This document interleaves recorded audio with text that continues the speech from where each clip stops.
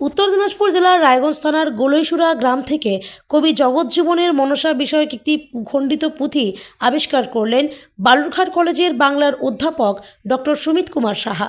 এই পুঁথিকে কেন্দ্র করে তিনি গ্রন্থ লিখেছেন আবিষ্কৃত মনসার পুঁথি জগৎজীবন বিরচিত পদ্মামঙ্গল।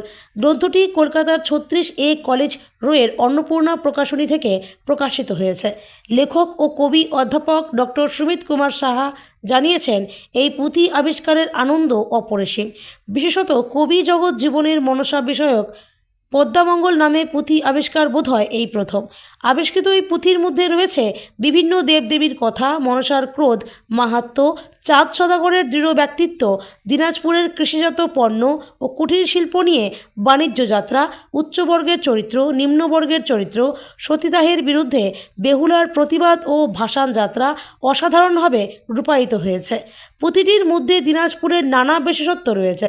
চাঁদ সদাগর 14টি ডিঙিতে দিনাজপুরের বরা ধানের চাল, নারিকেল, হলুদ, আম, জিরা, জাম, পাট, শাড়ি, ধোকরা ইত্যাদি নিয়ে গিয়েছিলেন পাঠনের উদ্দেশ্যে।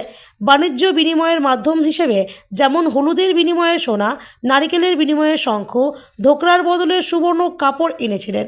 400 বছর আগে কবি জগৎজীবন এই পদ্মামঙ্গল কাব্যে দিনাজপুরে ধোকরা ও শাড়ির কথা তুলে ধরেছেন। ধোকরা তৈরির পীঠস্থান বলা যেতে পারে দক্ষিণ দিনাজপুরের কুসুমুন্ডি থানা। দিনাজপুরের শাড়ির বিবর্তিত রূপে এসেছে গঙ্গারামপুরের তাঁতের শাড়ি। তাই লেখক ও কবি অধ্যাপক ডক্টর সুমিত কুমার সাহা তার গ্রন্থে দক্ষিণ দিনাজপুর জেলার এই ধোকরা ও গঙ্গারামপুরের তাঁতের শাড়িকে যদি জিআই ট্যাগ দেওয়া যায় সেই বিষয়টি সরকারের কাছে অনুরোধ করেছেন।